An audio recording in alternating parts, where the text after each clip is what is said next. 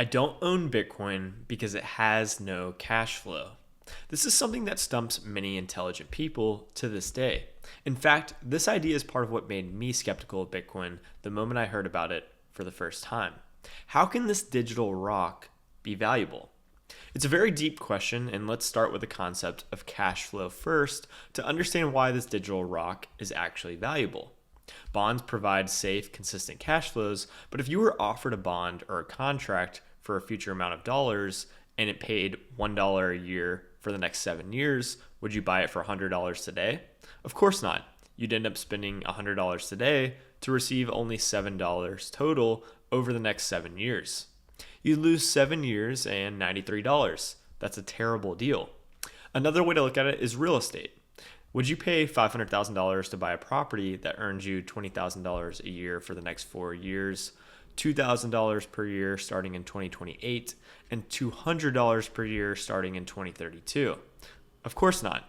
You'd never get back the original $500,000. The cash flows are nice, but the total value of your asset and its cash flows is shrinking relative to just holding cash. So what's my point here?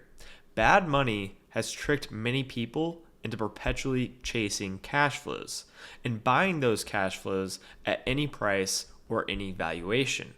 So yes, when money is dying, you of course have no choice but to keep buying a variety of assets at any price because you know you can't just hold dollars when the supply of dollars is growing at 7% or more per year.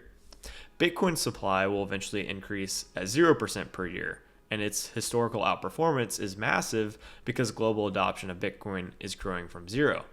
But thinking back to the bond and real estate examples of shrinking cash flows, that's actually what's happening when you upgrade your money to Bitcoin and analyze your finances through the lens of good money.